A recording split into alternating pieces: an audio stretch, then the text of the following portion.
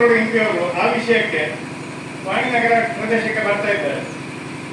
ವಸತಿ ಪ್ರದೇಶದಲ್ಲಿ ನೀವು ಬಿಟ್ಟದ್ದು ಯಾಕಂದ್ರೆ ನಿನ್ನೆ ಧರಣಿ ಆಗಿದೆ. ಧರಣಿ ಆದಾಗ ಡಿಒ ಅವರು ಕಾಸರಗೋಡು ಎಂಪಿಯವರು ಒಪ್ಪಿದ್ದಾರೆ.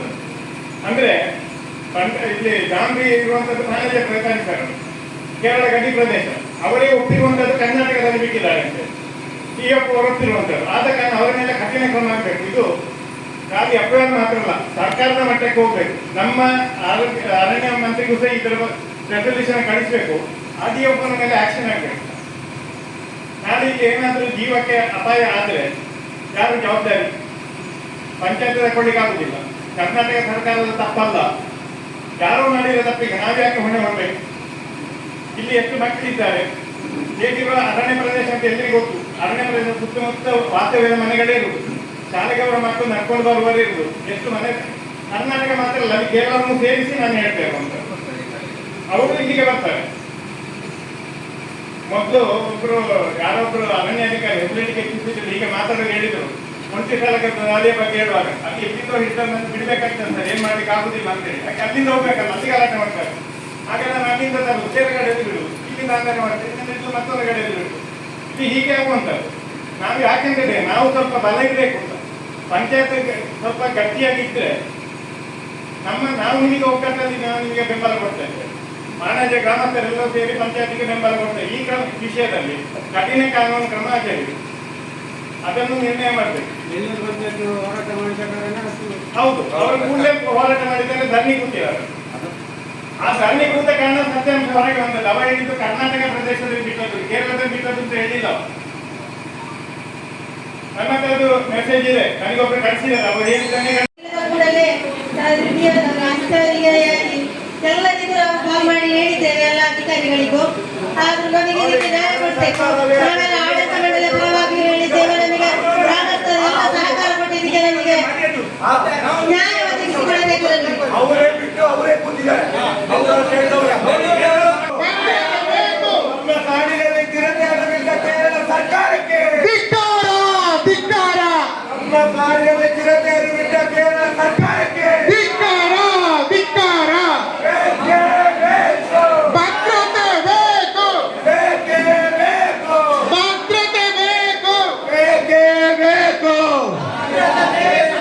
ಕಾಡಿನಲ್ಲಿ ಚಿರತೆಯನ್ನು ಬಿಟ್ಟ ಸರ್ಕಾರಕ್ಕೆ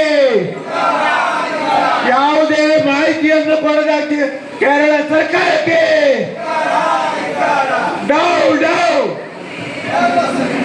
ಕೇರಳ ಸರ್ಕಾರದ ಆಡಳಿತಾತ್ಮಕ ಅಧಿಕಾರಿಗಳು ನಮ್ಮ ಕಾಡಿಗೆ ಬಂದು ಚಿರತೆಯನ್ನು ಬಿಟ್ಟು ನಮ್ಮ ಈ ಮಕ್ಕಳು ಹೋಗುವಂತ ದಾರಿ ಹಾಗೂ ಎಲ್ಲ ಹಿರಿಯರು ಕಟ್ಟಿಗೆಗೆಲ್ಲ ಹೋಗುವಂತ ಕಾಡಿಗೆ ಹೋಗುವಂತ ಈ ದಾರಿಯಲ್ಲಿ ಬಿಟ್ಟು ನಮಗೆ ಪ್ರಾಣಕ್ಕೆ ಅಪಾಯ ಹುಟ್ಟುವಂತ ಕೆಲಸವನ್ನು ಮಾಡಿದ್ದಾರೆ.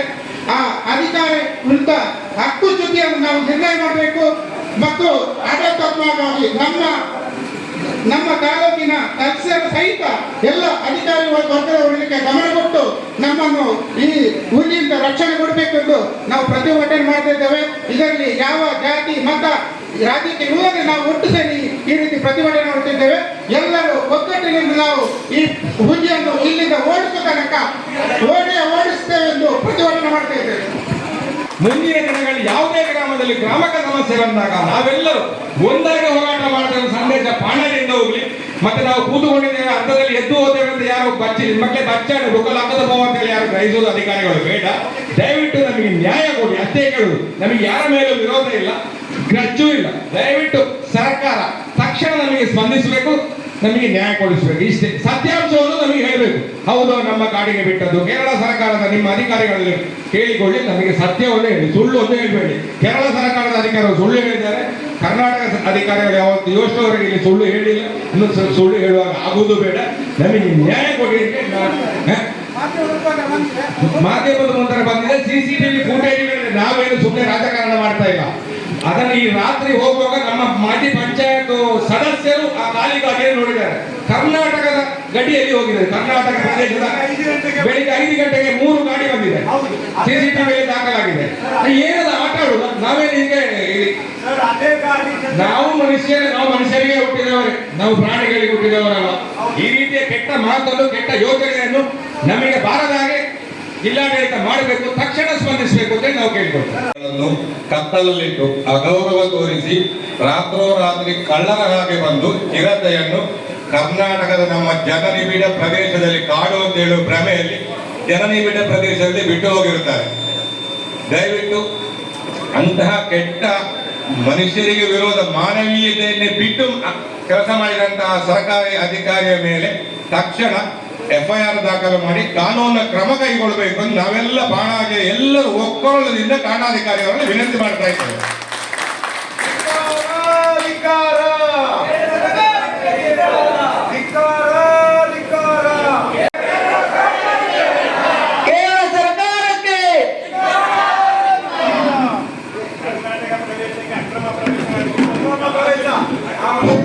ನಮ್ಮ ಈ ಗ್ರಾಮ ಪಂಚಾಯತಿನ ಪ್ರತಿಭಟನೆಗೆ ನಮ್ಮ ಸಂಪೆ ಠಾಣಾಧಿಕಾರಿಗಳು ಬಂದಿದ್ದಾರೆ. ಸರ್, ನಿಮಗೆ ನಾವು ಸ್ವಾಗತ ಬಯಸಿ ನಮ್ಮ ಪ್ರತಿಭಟನೆ ಏನಂತ ನಿಮಗೆ ಮನದಟ್ಟಾಗಬೇಕು, ನಮಗೆ ನ್ಯಾಯ ದೊರಕಿಸಿಕೊಡ್ಬೇಕು ಸರ್. ಇದಕ್ಕೆ ನಾವೆಲ್ಲರೂ ನಿಮ್ಮ ಮುಂದೆ ನಾವು ಪ್ರತಿಭಟನೆ ಮಾಡ್ತಿದ್ದೇವೆ. ಎಲ್ಲ ಬಂದು ಪೊಲೀಸ್ ಆಗಿದೆ ಬನ್ನಿ. ನನಗೆ ನಿನ್ನೆ ನಾವು ವಿಷಯ ಕೇರಳ ಫೌಂಡೇಶನ್ ಅವರಿಗೆ ಫೋನ್ ಮಾಡಿ ಕೇಳುವಾಗ ಅಲ್ಲಿರೋರು ನನಗೆ ಇದ್ರ ಬಗ್ಗೆ ಮಾಹಿತಿ ಗೊತ್ತಿಲ್ಲ, ಅದು ಪಕ್ಕದ ಜಾಗದವರು, ಅಂದ್ರೆ ನಮ್ಮ ಕಡೆ ಸೆಕ್ಷನ್ ಅಂತ ಹೇಗೆ ಹೇಳ್ತೀವಿ, ಪಕ್ಕದ ಸೆಕ್ಷನ್ ಅವರು ಬಿಟ್ಟಿರೋದು. ನಾನು ರಜೆಲಿದ್ದೆ ಅಂತ ಹೇಳಿದ್ರು. ನಮ್ಮ ಸುನೀಶ್ ಖಾನ್ ಅವರು ಫೋನ್ ಕೇಳುವಾಗ ಇಲ್ಲ ನಾನು ರಜೆಲಿದ್ದೆ, ನನಗೆ ಮಾಹಿತಿನೇ ಗೊತ್ತಿಲ್ಲ ಅದು. ಆಕ್ಚುಲಿ ಫಸ್ಟ್ ನನಗೆ ಮಾಹಿತಿ ಬಂದದ್ದು ಸುಳ್ಯಪ್ಪದವ್ರ ಸೈಡ್ ಬಿಟ್ಟಿದ್ದಾರೆ. ಅಲ್ಲಿಯೇ ಕೂಡ ನಮ್ಮ ಸ್ಟಾಫಿಗೆ ತಿಳಿಸುವಾಗ, ಲೋಕಲಿಗೆ ಹೇಳುವಾಗ ಅಲ್ಲಿ ಮಾಹಿತಿನೇ ಇಲ್ಲ. ಕೇರಳ ಭಾಷೆಗೆ ಕೊಕ್ಕಣಿಗೆಲ್ಲ ಚೆಕ್ ಕೋಶ ಅಲ್ಲಿ ಪರಿಚಯ ಇದೆ, ಅದಕ್ಕೆ ಇಲ್ಲ ನಮ್ಗೆ ಇದ್ರ ಬಗ್ಗೆ ಮಾಹಿತಿನೇ ಗೊತ್ತಿಲ್ಲ. ಮತ್ತು ನಾವು ವಿಷಯ ಇನ್ನೂ ದೊಡ್ಡದಾಗಿ ಕೇರಳದವರೇ ಪ್ರತಿಭಟನೆ ಮಾಡುವ ಹಂತಕ್ಕೆ ತಲುಪಿದಾಗ ಮತ್ತು ನಾವು ಮಾಹಿತಿಗಳು ಇಷ್ಟೆಲ್ಲ ಆಗ್ತಿದೆ ನಿಮಗೆ ಗೊತ್ತಿರೋ ನಮ್ಗೆ ಗೊತ್ತಿಲ್ಲ. ಮತ್ತೆ ನಮಗೆ ವಿಡಿಯೋ ಬಂತು, ಆರಾಮಾಗಿ ಅವರು ಸೆಲ್ಫಿ ವಿಡಿಯೋ ಮಾಡಿಕೊಂಡು ಚಿರತೆಗಳನ್ನೆಲ್ಲ ತಗೊಂಡು ಓಪನ್ ಮಾಡಿಕೊಂಡು ವಿಡಿಯೋ ನಮಗಲ್ಲಿ ಸಿಕ್ಕಾಗಿದೆ. ಎಷ್ಟು ಒಂದು ಕರೆಕ್ಟ್ ಸಿಕ್ಕಾದ್ರು ಅವರಲ್ಲಿ ಕೇಳುವ ಅಥವಾ ಬಿಡುವುದರೆ ಎಲ್ಲಿ ಬಿಡುವ ಅಥವಾ ಬಿಡಬಹುದಾ ಬೇಡವಾ, ಜನವಸತಿ ಇದೆಯಾ, ಜನಗಳು ಅಡ್ಡಾಡ್ತಾರ ಅನ್ನೋ ಕೇಳುವಂತ ಒಂದು ಸಾಮಾನ್ಯ ಜ್ಞಾನ ಕೂಡ ಹೊರಗಿಲ್ಲ ಡಿಪಾರ್ಟ್ಮೆಂಟ್ ಹೊರಗೆ. ಈಗ ಫಾರೆಸ್ಟ್ ಡಿಪಾರ್ಟ್ಮೆಂಟ್ ಅಂತಂದ್ರೆ ಒಟ್ಟೊಂದು ಡಿಪಾರ್ಟ್ಮೆಂಟ್ ಅಂದ್ರೆ ಎಲ್ಲಾ ಡಿಪಾರ್ಟ್ಮೆಂಟ್ ಯಾವುದು ಸರ್ಕಾರಿ ಕೆಲಸ ಮಾಡ್ಲಿಕ್ಕೆ ಡಿಪಾರ್ಟ್ಮೆಂಟ್ ಅಲ್ಲಿ ಇರೋದು. ಆಗಿರುವಾಗ ಸರ್ಕಾರಿ ಕೆಲಸಗಳು ಇನ್ನೊಬ್ಬ ಡಿಪಾರ್ಟ್ಮೆಂಟ್ ಸರ್ಕಾರಿ ಒಬ್ಬ ಅಧಿಕಾರಿ ಆಗಿರ್ಬೋದು, ಒಬ್ಬ ಸ್ಟಾಫ್ ಆಗಿರ್ಬೋದು ಕೇಳ್ಕೊಳ್ಳೋದು ಒಂದು ಕಾಮನ್ ಸೆನ್ಸ್. ಬಟ್ ಅದನ್ನು ಅವರು ಮಾಡಿಲ್ಲ. ನಾವು ಆಲ್ರೆಡಿ ಅದಕ್ಕೆ ನಿನ್ನೆ ಈ ವಿಷಯ ಎಲ್ಲ ದೊಡ್ಡದಾದಾಗ ನಮ್ಮ ಸಾಹೇಬರಿಗೆ ಹೇಳಿ ಈಗ ವಿಷಯ ಎಲ್ಲ ಹೇಳಾಗಿದೆ. ಅವ್ರು ಇಮಿಡಿಯೇಟ್ಲಿ ಇವತ್ತು ಒಂದು ನಮ್ಮ ಕಡೆ ಬೋನ್ ಅಂತ ಏನ್ ಹೇಳ್ತೀವಿ ಅದನ್ನ ತಂದು ವ್ಯವಸ್ಥೆ ಮಾಡಿ ಹೇಳಿದ್ದಾರೆ. ಮತ್ತೆ ರೆಗ್ಯುಲರ್ ಆಗಿ ನಮ್ಮ ನೈಟ್ ಡ್ಯೂಟಿ ಪೆಟ್ರೋಲಿಂಗ್ ಮಾಡ್ತೀವಿ. ಇನ್ನೊಂದು ಏನಾಗಿದೆ ವಿಷಯ ಆನೆ ಬಂದಿದೆ 2-3 ಕಡೆ, ನಮ್ಮ ಕೌಡಿಸರ್ ಹತ್ರ ಈ ಕಡೆ ದೇರ್ಲ ಆಗಿರ್ಬೋದು, ಮತ್ತೆ ಬೆರ್ನಾಜ್ ಆಗಿರ್ಬೋದು, ಒಟ್ಟಲ್ಲಿ 3-4 ಆನೆಗಳಿದೆ. ಹಾಗಾಗಿ ನಿನ್ನೆ ನೈಟ್ ಎಲ್ಲ ಅಲ್ಲೇ ತಿರುಗಿದೆ, ಸ್ವತಃ ನಾನೇ ತಿರುಗಿದೆ. ರಾತ್ರಿ 2 ಗಂಟೆ ಮತ್ತೆ ಬೆಳಿಗ್ಗೆ 3-4 ಗಂಟೆ ನಾನೇ ತಿರುಗಿದೆ. ಸೊ ಇನ್ಮೇಲೆ ಇವತ್ತಿಂದ ನೈಟ್ ಡ್ಯೂಟಿಗೆ ಆಲ್ರೆಡಿ ಬರ್ಲಿಕ್ಕೆ ಹೇಳಿಲ್ಲ. ಮತ್ತೆ ನಾವು ಕೈರ್ತೇನೆ, ಜನರಿಗೆ ಯಾವುದೇ ತರವಾದ ಭಯ ಪಡುವ ಅಗತ್ಯ ಇಲ್ಲ. 24/7 ನಾವು ನೀವು ಸಲ್ಲಿಸುತ್ತಿದ್ದೇವೆ. ಸುನೀಶ್ ಅವರು ಇಲ್ಲೇ ನನ್ನ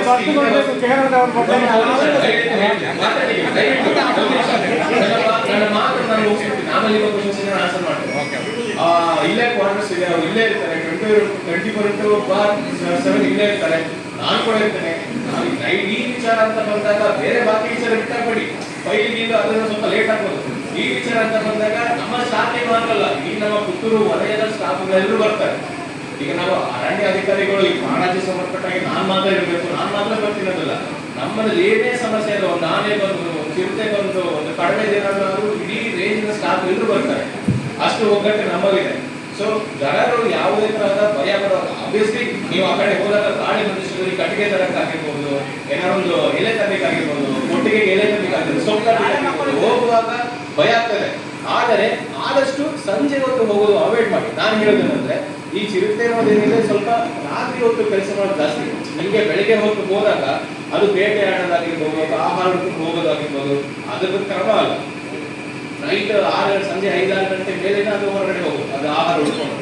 ಆದಷ್ಟು ನಿಮ್ಮದೇನೇ ಕೆಲಸಗಳಿದ್ರು ಬೆಳಗಿನ ಹೊತ್ತಲ್ಲಿ ಮುಗಿಸ್ಕೊಳ್ಳಿ. ಕೈಯಲ್ಲಿ ಒಂದು ತತ್ತಿ ಆಗಿರ್ಬೋದು ಅಥವಾ ಒಟ್ಟಿಗೆ ಒಬ್ಬೊಬ್ಬರೇ ಯಾರು ಹೋಗ್ಲಿಕ್ಕೆ ಬಿಡಿ, ಜನರು ಒಟ್ಟಿಗಿರ್ಲಿ. ಅಥವಾ ಹಾಲ್ಗಳಿಗೆ ಹೋದಾಗ ಆದಷ್ಟು ಬೆಳಗ್ಗೆ 6 ಗಂಟೆ ಒಳಗಡೆ ಹೋಗೋದನ್ನು ಅವಾಯ್ಡ್ ಮಾಡಿ. ಸ್ವಲ್ಪ 7 ಗಂಟೆ 8 ಗಂಟೆ ಬೆಳಗ್ಗೆ ಆಗುವಾಗ ಹೊರಡೋದು ಸ್ವಲ್ಪ ನೀವು ಸ್ವಲ್ಪ ಜಾಗ್ರತೆ ಮಾಡಿ. ಅದು ಬಿಟ್ಟು ಉಳಿದಿದ್ದೇನು ನಮ್ಮ ಇಲಾಖೆಯಿಂದ ಸಪೋರ್ಟ್ ಕೊಡಬೇಕು. ಕಂಪ್ಲೀಟ್ ಸಪೋರ್ಟ್ ನಮ್ಮ ಕಡೆ ಇರುತ್ತೆ. ಮೇಡಮಿಗೆ ಆಲ್ರೆಡಿ ನಾನು ಮೊನ್ನೆ ಮಾತಾಡಬೇಕು ಅಂತಿದ್ದೆ, ನಿನ್ನೆ ಆಗಲಿಲ್ಲ. ನಿನ್ನೆ ಇದೇ ಕರೆಕ್ಟ್ ಅವ್ರಿಗೆ ಎಲ್ಲಿ ಬಿಟ್ಟಿದ್ದಾರೆ ಕೇಳುವ, ಎಲ್ಲಿ ಬಿಟ್ಟಿದ್ದಾರೆ ಕೇಳುವ.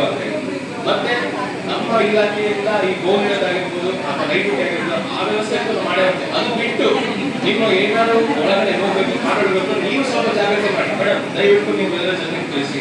ನಾವೊಂದು ಇದ್ದೇ ಇರ್ತೇವೆ, ಬಟ್ ಅವರು ಹೊಸ ಅವರ ಜಾಗ್ರತೆ ಸ್ವಲ್ಪ ಜಾಗ್ರತೆ ಅಂತ ನಮಗೆ ಅಲ್ಲಿ ಬೇಕಾಗ್ತದೆ. ಮತ್ತೆ ನಾವು ಬಂದಾಗ ನಿಮ್ಮ ಸ್ವಲ್ಪ ಸಹಕಾರ ಬೇಕು. ಏನಾದ್ರು ಇನ್ ಕೇಸ್ ಏನಾದ್ರು ಎಲ್ಲರೂ ಸೈಟ್ ಆಗಿ ಮಾಡ್ತೀವಿ ಅಂತಂದ್ರೆ ಜನ ಕೂತ್ಕೊಂಡು ಬರೋದಾಗಿರ್ಬೋದು, ಆದ್ರೆ ಸಂಪೂರ್ಣ ಸಹಕಾರ ನಿಮ್ಮದಿದೆ. ನಮ್ಮ ಸಹಕಾರ ಆಗಿರ್ಬೋದು, ನಮ್ಮ ಕರ್ತವ್ಯ, ಹೊಸ ಕರ್ತವ್ಯ ಸಹಕಾರ ನೀವು ಕೇಳಿದ್ರೆ ಸಹಕಾರ ಕೊಡಬೇಕು ಅಂತ ಫಸ್ಟ್ ನಮ್ಮ ಡ್ಯೂಟಿನ ಮಾಡ್ತೀವಿ, ನಮ್ಮ ಕರ್ತವ್ಯ ಮಾಡ್ತೀವಿ. ಅತ್ತೆ, ಇದು ನನ್ನ ಬರ್ಡೇ ಗಿಫ್ಟ್. ಇದೆಲ್ಲ ಜೀವನದಲ್ಲಿ ನನಗೋಸ್ಕರ ತಗೊಂಡ್ಬಂದಿದ್ದಾರೆ. ನಿನ್ ಮೇಲೆ ತುಂಬಾ ಚೆನ್ನಾಗಿ ಕಾಣುತ್ತೆ.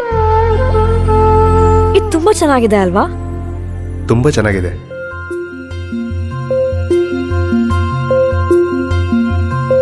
It will look really good on you. Amma? Huh? Mother is always son's first love.